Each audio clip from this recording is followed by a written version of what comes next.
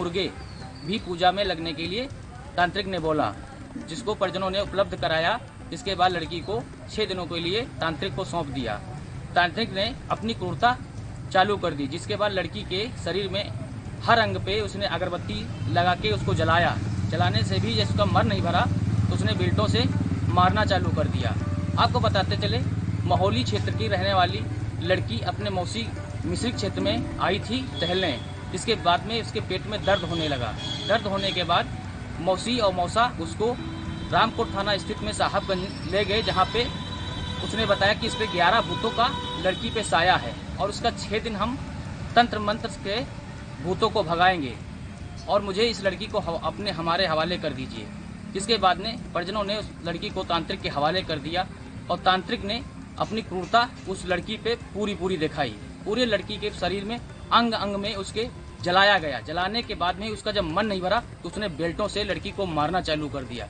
मारने के बाद जब पता चला परिजनों को कि लड़की की स्थिति खराब है, जब परिजन पहुंचे तांत्रिक के यहाँ तो तांत्रिक ने लड़की को सौंपने से इनकार कर दिया। इनकार करने के बाद जब लड़की की परिजन विरोध किया तब तांत्रिक ने इस लड़की को हवाले किया। जिसके बाद परिजन उसको ले जाकर निजी अस्पताल में इलाज कराया। इलाज कराने के बाद में उसने थाना रामकोट में परिजनों ने तहरीर दी।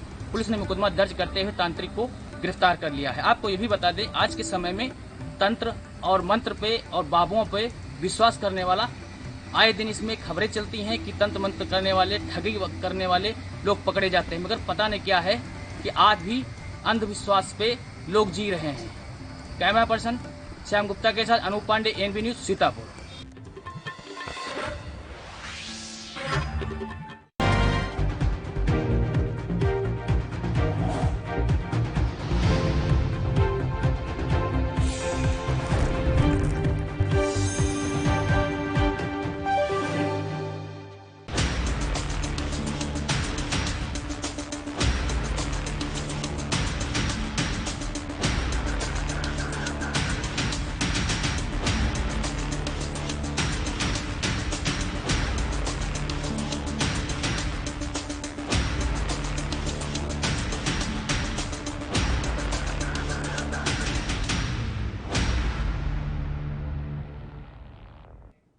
चलिए अब बात राजधानी दिल्ली की कर लेते हैं। दिल्ली में कोरोना संक्रमण की रफ्तार धीमी पड़ गई है। घटते कोविड मामलों को देखते हुए दिल्ली सरकार ने अनलॉक 5 का भी ऐलान कर दिया है। अनलॉक 5 के तहत राहत मिलने के बाद दिल्ली बैंकेट हॉल संचालकों में अब खुशी की लहर है।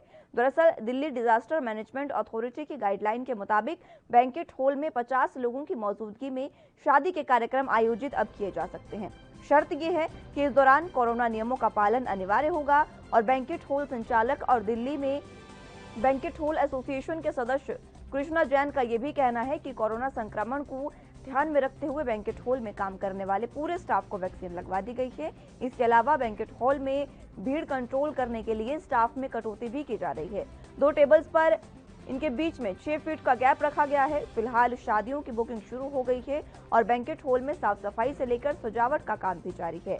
कृष्णा जैन ने कहा कि लॉकडाउन एक बुरा दौर था। बैंकेट हॉल की किराए से लेकर बिजली और पानी का बिल भरना बेहद मुश्किल हो गया था। साथ ही स्टाफ को 50% सैलरी देने की भी कोशिश की गई है। वहीं दिल्ली बैंकेट एसोसिएशन की सरकार से ये मांग है कि बिजली के बिल और पानी के बिल के फिक्स चार्ज माफ किए जाएं ताकि लॉकडाउन के दौरान हुए आर्थिक नुकसान की भरपाई हो सके। इसी के साथ आपको ये भी बता दें कि लॉकडाउन के दौरान बैंड बाजा इंडस्ट्री भी काफी आर्थिक संकट से गुजर रही है। साउथ दिल्ली का चर्चित सोहन बैंड पिछले 70 साल से बैंड बाजा व्यवसाय से जुड़ा हुआ है। सोहन बैंड के मालिक पुनीत आहूजा ने कहा है कि बुकिंग न होने और बुकिंग कैंसिल होने की वजह से स्टाफ को सैलरी देना मुश्किल हो गया था।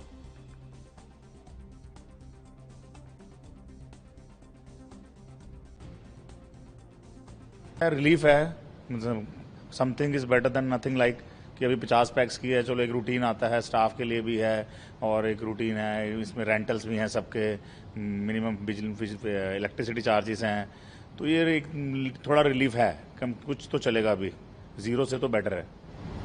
सर आपके स्टाफ किस तरह के प्रिकॉशंस है अपने स्टाफ के साथ? स्टाफ तो जो स्टाफ यहाँ था हमारे पास, दे ऑल गॉट वैक्सीनेटेड, और जो हमारा गांव से भी आएंगे अभी, जैसे अब खुलने हैं कल से, तो जब हमने बोल दिया आने के लिए, those who are coming from villages जो आने वाले हैं, तो उनको बोला है कि जो आएंगे पहले वैक्सीनेटेड होंगे। और उसके अलावा जो प्रिकॉशंस हैं सारी, हम जिस टाइम क्लीनिंग के time sanitizing and all that we are taking that all. चलिए, इसी पर संवाददाता राजीव तिवारी दिल्ली से हमारे साथ लाइव जुड़ चुके हैं।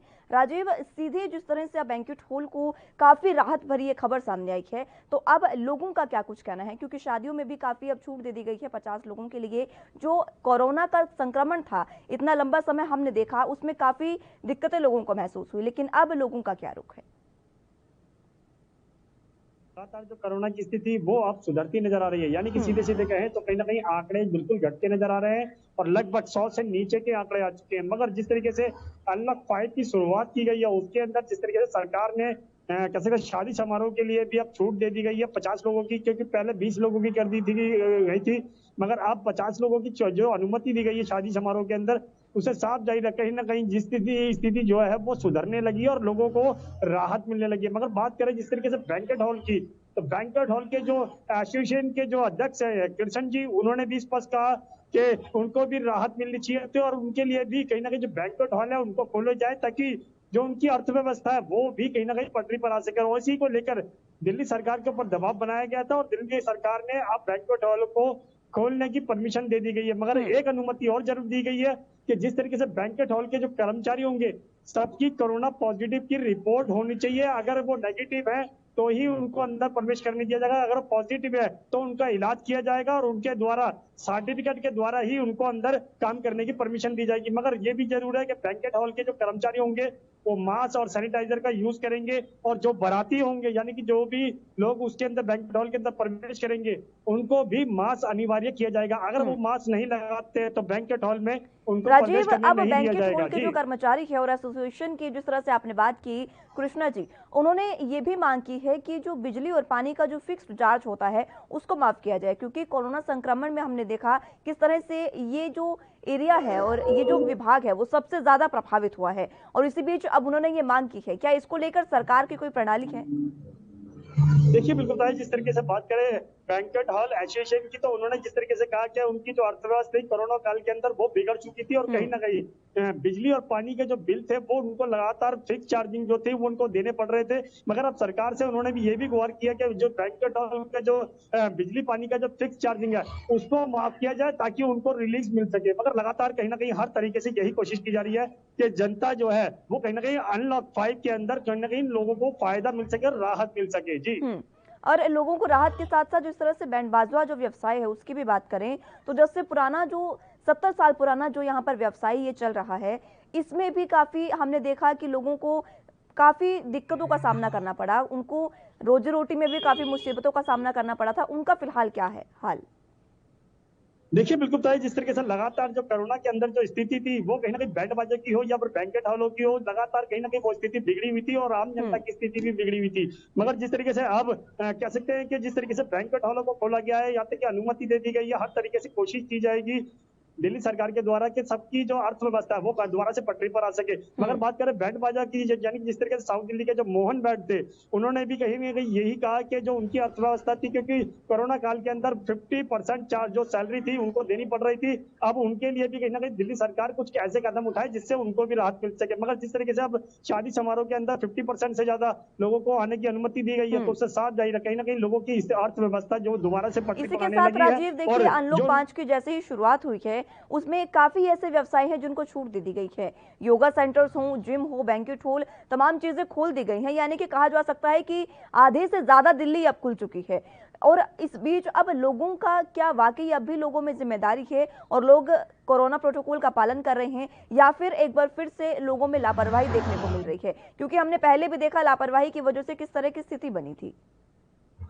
देखिए, सही कहा आपने। यहाँ पर बात करें अनलॉक 5 की, तो अनलॉक 5 के अंदर जिस तरीके से सरकारें छूट दे रही हैं, राहत देने की कोशिश कर रही है और जनता को बाहर निकलने का मौका दिया जा रहा है, उससे कहीं ना कहीं जनता जो है वो कहीं ना कहीं लापरवाही भी करती नजर आ रही है। क्योंकि बाजारों के अंदर लगातार जिस तरीके से भीड़ उमड़ रही है उससे साफ जाहिर है स्थिति बिल्कुल बिगड़ सकती है। मगर तीसरी लहर से बचने के लिए लोगों को समझना होगा कि नियमों का पालन करना होगा, कोरोना गाइडलाइन का पालन करना होगा और खास तौर पर भीड़ वाली जगहों से बचकर रहना होगा। मगर कहीं ना कहीं लापरवाही भी देखने को मिल रही है और कहीं ना कहीं जो अधिकारी, जो हाई कोर्ट के द्वारा भी कहा गया था कि जो अधिकारी बाजारों के अंदर होने चाहिए वो कहाँ है, मगर उनमें भी कहीं ना कहीं अभी भी लापरवाही देखने को मिल रही है, क्योंकि अधिकारी बाजारों में सख्ती नहीं बरत रहे हैं। जी, अधिकारी भी बाजारों में सख्ती नहीं बरत रहे हैं, वो तो ठीक है, लेकिन प्रशासन का तो सबसे ज्यादा रुख इसमें यही होता है कि जो भी लोगों को जिम्मेदारी है उनकी, वो पूरा करवाएं और कोरोना प्रोटोकॉल का पालन करवाएं। लगातार सरकार भी ये अपील करती नजर आ रही है, लेकिन इस बीच प्रशासन का जो रुख है उसको लेकर क्या कुछ कहना है?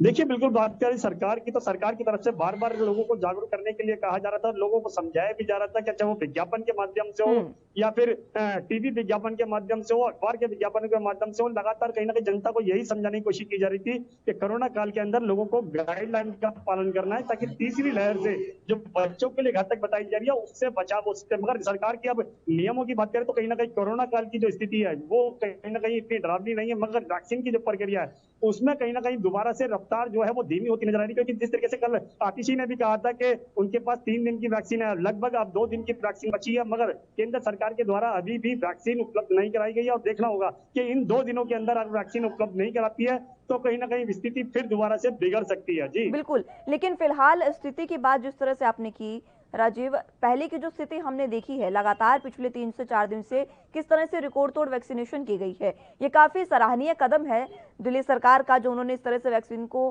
किया है, वैक्सीनेट लोगों को किया है। लेकिन इस बीच अगर लोग लापरवाही करते रहेंगे, लापरवाही बरतते रहेंगे तो इस वैक्सीन का भी कोई फायदा नजर नहीं आता। देखिए, बिल्कुल सही कहा आपने। यहाँ पर बात करें जिस तरीके से वैक्सीनेशन के टीकाकरण की, तो कहीं ना कहीं जिस तरीके से 3 दिनों के अंदर जो रिकॉर्ड तोड़ बना था, यानी कि जो आंकड़े बने थे वो कहीं ना कहीं दिल्ली सरकार के लिए काफी फायदेमंद था और दिल्ली सरकार ने उसकी तारीफ भी की थी। मगर क्योंकि जिस तरीके से एक दिन तो 1.5 लाख हुआ था, 2.25 लाख, फिर 2 लाख को, तो कहीं ना कहीं स्थिति को काफी बेहतर माना जा रहा था। बिल्कुल बेहतर, लेकिन अब जो रुख है प्रशासन का उसको लेकर प्रशासन की भी लापरवाही यहाँ पर सामने आ रही है और उन्हें भी इस पर अब नजर बनानी चाहिए। बहरहाल बहुत शुक्रिया राजीव हमारे साथ जुड़ने के लिए और तमाम जानकारी के लिए। तो अब रुख अगली खबर की ओर कर लेते हैं। दरअसल बात मुंबई की करेंगे, जहां पर राज्य में प्रशासन रोजाना 15 लाख लोगों को कोरोना संक्रमण से बचाव के टीके लगाने के लिए तैयार है। महानगर के मलाड इलाके में जंबो कोविड सेंटर के उद्घाटन के दौरान मुख्यमंत्री उद्धव ठाकरे ने यह बात कही है। उन्होंने कहा कि इस बात की आशंका है कि कोरोना संक्रमण की तीसरी लहर आ सकती है, इसलिए हमें सावधानी बरतनी होगी। मुख्यमंत्री ने कहा कि राज्य में कोरोना संक्रमण के मामले घट रहे हैं, लेकिन दुनिया भर में डेल्टा प्लस वेरिएंट के मामले अब फिर से बढ़ते नजर आ रहे हैं, इसलिए नियमों का पालन करना जरूरी है। और MMRDA ने मालाड इलाके में अत्याधुनिक तकनीक से लैस जंबो कोविड का निर्माण भी कर दिया है, जिसे सोमवार को मुंबई महानगर पालिका को हस्तांतरित भी किया गया है। मुंबई के महाराष्ट्र के मुख्यमंत्री उद्धव ठाकरे ने कहा है कि दूसरी लहर अभी खत्म नहीं हुई है। फिलहाल अस्पताल के बिस्तर खाली दिख रहे हैं, लेकिन संक्रमण फिर से न फैले इसके लिए भीड़भाड़ से बचने, मास्क पहनने जैसे नियमों का पालन करना बेहद अनिवार्य है। दूसरे देशों में जिस तरह कोरोना संक्रमण की लहर फैली है उससे सबक और सीख हमें लेनी चाहिए और इसी के साथ आगे बढ़ना चाहिए। उन्होंने कहा कि कोरोना संक्रमण की पहली लहर के समय में देश का पहला फील्ड अस्पताल BKC में रिकॉर्ड समय में तैयार किया गया है। लोगों को स्वास्थ्य सुविधाएं मुहैया कराने में कोई कोर कसर नहीं छोड़ी जाएगी, लेकिन लोगों को लापरवाही से बचना होगा।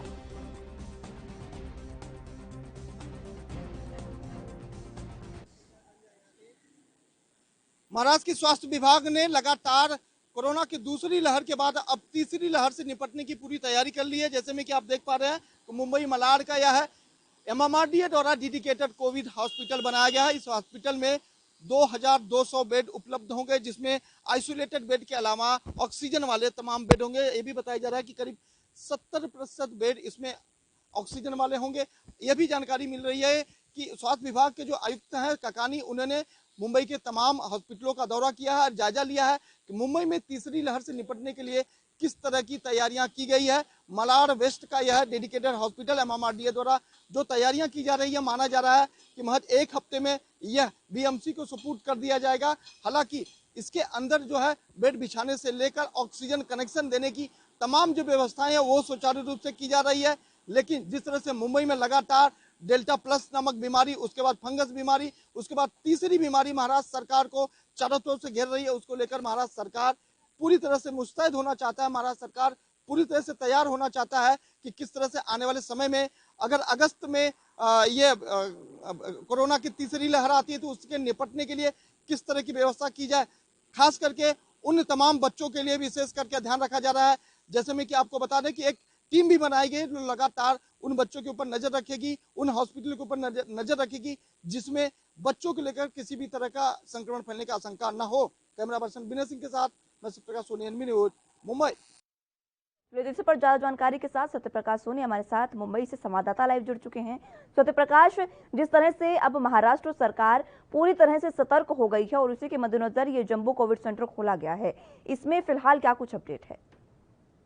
देखिए मुस्कान, महाराष्ट्र सरकार ने पहले ही ये कहा था कि इस तरह से दूसरी लहर ने लोगों के ऊपर कहर बरपाया, उसको लेकर तीसरी लहर की जो आशंका बताई जा रही है उसको लेकर महाराष्ट्र सरकार पूरी तरह से मुस्तैद है।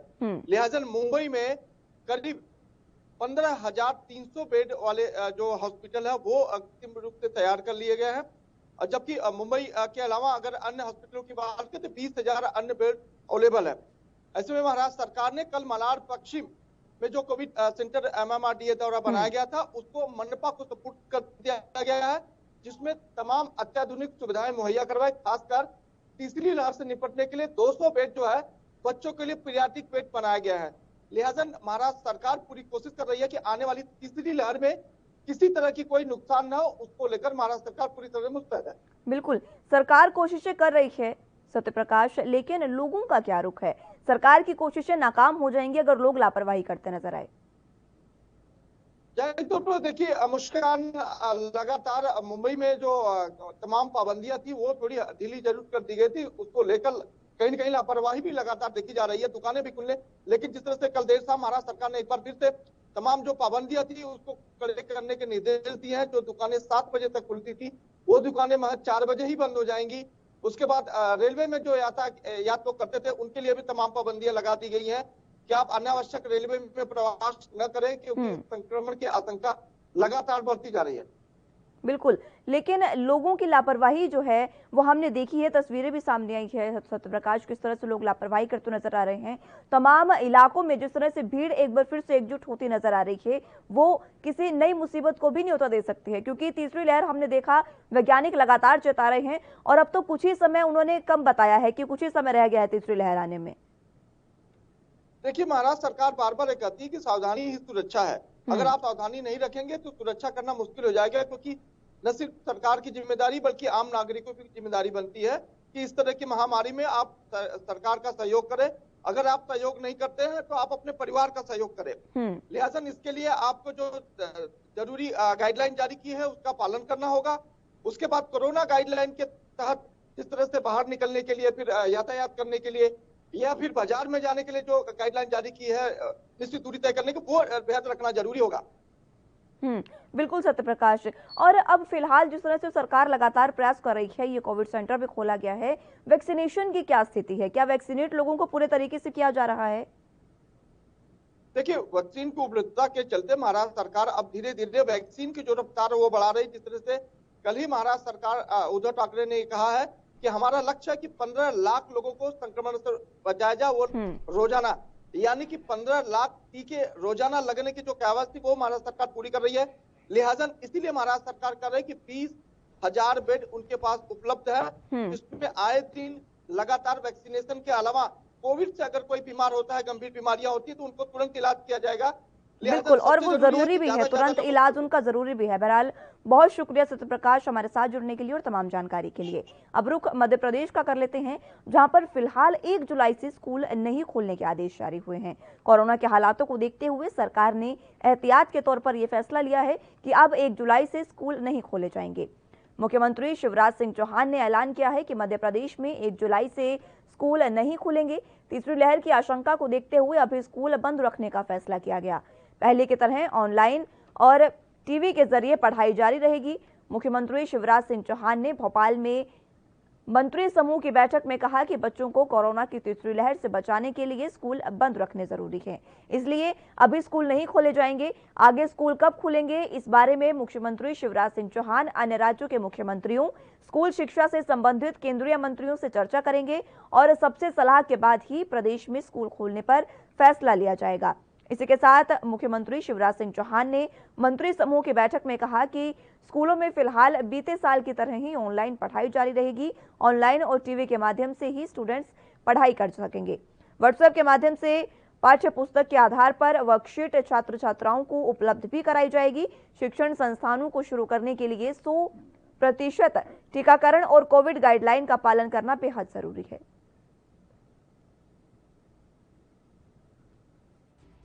आज की स्थिति में 90% से ऊपर परीक्षा हमारी संपन्न हो गई। एक विक्रम विश्वविद्यालय की परीक्षा 5 जुलाई तक संपन्न हो जाएगी। उसी प्रकार से जुलाई के अंदर हमारी यूजी पीजी की पीजी प्रीवियस और फर्स्ट ईयर सेकेंड ईयर की परीक्षा पूरी संपन्न होने वाली है। लगभग ये 18 लाख विद्यार्थी हमारी अपनी परीक्षा में एक तरह से जून और जुलाई में बैठेंगे और इनकी रिजल्ट मोटे तौर पर हम अगस्त फर्स्ट वीक तक दे देने वाले हैं। और यही कारण है कि अब हमने निर्णय किया है कि अगस्त के बाद जैसे हमारी ये परीक्षा संपन्न होगी, 12th के एग्ज़ाम भी हो जाएगी और उस निर्णय के बाद हम अपने अपने महाविद्यालय को लास्ट अगस्त में एडमिशन करते हुए वैक्सीनेशन के साथ 50% की छात्र संख्या बुलाते हुए कॉलेज खोलने का निर्णय करने के लिए माननीय मुख्यमंत्री जी ने हमको अधिकृत किया है। उम्मीद करते हैं कि हमारा सामान्य सेशन सितंबर से चालू हो जाएगा। अगस्त में एडमिशन वाली सारी प्रक्रिया हमारी करीब करीब कंप्लीट होने की स्थिति में आएगी। स्कूल शिक्षा विभाग के निष्कर्षों पर माननीय मुख्यमंत्री जी ने निर्देश किया है 1 जुलाई से अभी की स्थिति को देखते हुए स्कूल प्रारंभ नहीं करना, उसके बारे में आगे विचार किया जाएगा। 12वीं का जो फार्मूला है वो बेस्ट 5 के आधार पर तय किया जाए।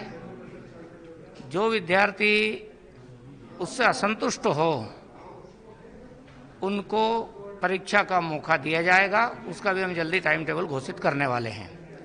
यदि किन्हीं छात्रों को किसी प्रकार की शिकायत होगी तो हम ऑनलाइन उनकी सारी शिकायत सुनने का भी एक डेस्क बना रहे हैं। उस पर वो सुनाई अपनी शिकायत कर सकेंगे और उनका निराकरण समय अवधि में हम करके उनका निराकरण करें। तो इसी खबर पर ज्यादा जानकारी के साथ गणेश तिवारी इंदौर से संवाददाता लाइव जुड़ चुके हैं। गणेश, जिस तरह से अब सरकार ने एक बार फिर से ये फैसला लिया है कि स्कूल अभी नहीं खुलेंगे, उस पर अब फिलहाल क्या अपडेट है सर? देखिए मुस्कान, सबसे पहले अगर बात करें तो जिस कदर कोरोना की जो दूसरी लहर के बाद से अब जो संक्रमण दर है वो कम आ रही थी। लगातार इस चेन को संक्रमण चेन को तोड़ने में सरकार कामयाब हो गई थी। उसके बाद एक कयास लगाया जा रहा था और सरकार ने भी एक घोषणा की थी कि 1 जुलाई से जो है स्कूल कॉलेज खोले जा सकते हैं। लेकिन अब जैसे ही कोरोना की तीसरी लहर के संकेत मिल चुके हैं और मध्य प्रदेश में डेल्टा प्लस वेरिएंट ने अपनी दस्तक देना चालू कर दी है और मध्य प्रदेश में करीब 8 डेल्टा प्लस वेरिएंट के मरीज भी मिल चुके हैं। इस कदर इसको देखते हुए, चूंकि अगर स्कूलों की बात करें तो 18 साल के उम्र के लोग ही स्कूल में होते हैं और 18 साल के उम्र के लोगों को अभी तक उससे कम उम्र के लोगों को वैक्सीन नहीं लग पाई है, जिसकी वजह से सरकार ने एक बार अब फिर से फैसला लिया है कि जो 1 जुलाई से स्कूल खोले जाने थे, अब वो स्कूल अभी नहीं खोले जाएंगे। पहले की तरह, पूर्व की तरह ही जो ऑनलाइन पढ़ाइयाँ की जा रही थी और ऑनलाइन क्लासेस चल रही थी, तमाम सारी चीजें जो है ऑनलाइन फैसिलिटी के थ्रू ही स्कूल जो है ओपन रहेंगे। जो विद्यार्थी रहेंगे, छात्र रहेंगे, वो अपनी जो भी पढ़ाई करनी है, अभी जो भी नोट्स वगैरह प्रोवाइड करने हैं, वो ऑनलाइन फैसिलिटी के माध्यम से ही करेंगे। लेकिन गणेश देखिए, जिस तरीके से ये तमाम चीजें हो रही हैं, स्कूल लगातार बंद किए जा रहे हैं, हालांकि कोरोना की जो प्रोटोकॉल है उसके साथ स्कूल खोले जा सकते हैं।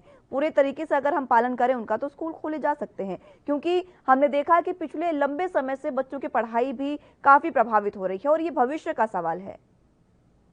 निश्चित तौर पर देखिए, सबसे बड़ी अगर बात करें तो निश्चित तौर पर ये भविष्य का सवाल है और लगभग 1.5 साल से ऊपर का समय हो चुका है, स्कूल कॉलेज पूरी तरह से बंद है। ऐसे में निश्चित तौर पर छात्र नाराज है, लेकिन सरकार का सबसे पहला कहना है कि सरकार किसी तरह से छोटे बच्चों के साथ या फिर जो 18 साल से कम उम्र के युवा हैं उनके साथ किसी तरह से रिस्क नहीं ले सकती है, क्योंकि कोरोना की दूसरी लहर किस तरह खतरनाक थी ये सभी ने देखा है। तो जिसको देखते हुए सरकार का ये कहना है कि जब तक सभी वैक्सीनेट नहीं हो जाते तब तक स्कूल खोलना उचित नहीं। हालांकि सरकार ने ये जरूर फैसला लिया है। अगर शिक्षा मंत्री मोहन यादव की बात करें तो उन्होंने जरूर मुख्यमंत्री शिवराज सिंह चौहान तक ये बात पहुंचाई है कि 1 अगस्त से जो कॉलेज है उन्हें खोलने की जरूर तैयारियां की जा रही हैं। लेकिन सबसे पहली बात है कि जो कॉलेज खोले जाएंगे उन्हीं लोगों को कॉलेज में आने की अनुमति होगी जो लोग की कोरोना जो वैक्सीन है वो लगवा चुके होंगे। आज साफ तौर पर सरकार का यह कहना है कि चूंकि अगर हम कॉलेज 1 अगस्त से खोलते हैं तो चूंकि कॉलेज में अगर बात करें तो 18 साल के ऊपर के उम्र के लोग जो युवा होते हैं वही कॉलेज में पढ़ाई करने आते हैं। ऐसे में वो लोग वैक्सीनेट हो चुके थे तो उससे उतना गणेश, खतरा नहीं है। देखिए लेकिन जिस तरीके की स्थितियां फिलहाल हैं, आधे से ज्यादा साल निकल गया है, 6 महीने साल के निकल गए हैं, मात्र 6 महीने बचे हैं। क्या कहा जा सकता है कि ये जो सेशन है ये भी बच्चों का इसी तरीके से निकलेगा और बच्चों को इसी तरीके से पास किया जाएगा, उनकी पढ़ाई एक बार फिर से प्रभावित होती नजर आएगी? निश्चित तौर पर देखिए मुस्कान, अगर बात करें एक अंदाजा लगाएं तो निश्चित तौर पर अगर इस वर्ष की भी बात करें तो जिस कदर अब कोरोना की तीसरी लहर ने दस्तक दे दी उसको देखते हुए जिस तरह से सरकार अलर्ट है, यह कहा जा सकता है, एक कयास लगाए जा रहे हैं कि इस वर्ष भी जो बच्चे हैं जिनका भविष्य 1.5 साल से जिनका कैरियर पूरी तरह से खतरे पर मंडरा रहा है, जिन्होंने स्कूल अभी तक देखा नहीं है 1.5 वर्षों से, ऐसे में एक जरूर ये बात कही जा सकती है कि इस वर्ष भी जो बच्चे हैं 18 साल की उम्र के युवा हैं वो अभी भी स्कूलों से वंचित रहेंगे। हालांकि सरकार का कहना है कि जैसे ही लोग वैक्सीनेट होंगे और कोरोना पूरी तरह से समाप्त होगा हम स्कूल और कॉलेज दोनों ही चालू कर देंगे। सरकार लगातार हालांकि इस चीज पर प्रयासरत भी है। सरकार का कहना है कि लगातार जो अभी हम पहले चरण की अगर बात करें तो पहले कॉलेज खोले जाएंगे और कॉलेज खोलने के बाद जब कॉलेज खुल जाएंगे और कोरोना की कहीं ना कहीं जो तीव्रता है उस पर पूरी तरह से विराम नजर आएगा, उस तीव्रता पर उस तीव्र गति पर कहीं ना कहीं थोड़ा सा ऐसे संक्रमण गणेश, लेकिन देखिए जिस तरीके से तमाम स्थितियां अभी देखने को मिल रही हैं, लगातार वैज्ञानिक भी बता रहे हैं कि तीसरी लहर जो है वो आनी संभावित है, उसको रोका नहीं जा सकता। इस बीच स्कूल कॉलेज खुलना भी नामुमकिन से ही बात लग रहा है। अब अगर इस तरीके से स्कूल कॉलेज नहीं खुलेंगे और ये सेशन भी खराब होगा तो क्या सरकार की बच्चों को आगे कोई और उनके लिए प्रणाली है, रणनीति है कि बच्चों को कैसे आगे पास किया जाए या फिर जो उनका इन 2 साल में नुकसान हुआ है उसकी कोई भरपाई हो? देखिए अगर रिजल्ट की बात करें, जो बच्चों की पढ़ाई है हालांकि वो ऑनलाइन चल रही है लेकिन वो ऑनलाइन में वो फैसिलिटी और उतना छात्रों का रुझान नजर नहीं आ रहा जितना कि बिल्कुल। और देखिए छात्रों का रुझान भी ऑनलाइन परीक्षा में नजर नहीं आएगा गणेश, क्योंकि जिस तरीके की स्थितियां हैं छात्र भी अब स्कूलों में जाकर पढ़ना चाहते हैं। बहरहाल बहुत शुक्रिया हमारे साथ जुड़ने के लिए और तमाम जानकारी के लिए। तो फिलहाल मेरे साथ राजधानी लाइव में बस इतना ही। आप जुड़े रहिए एनबी न्यूज के साथ। नमस्कार।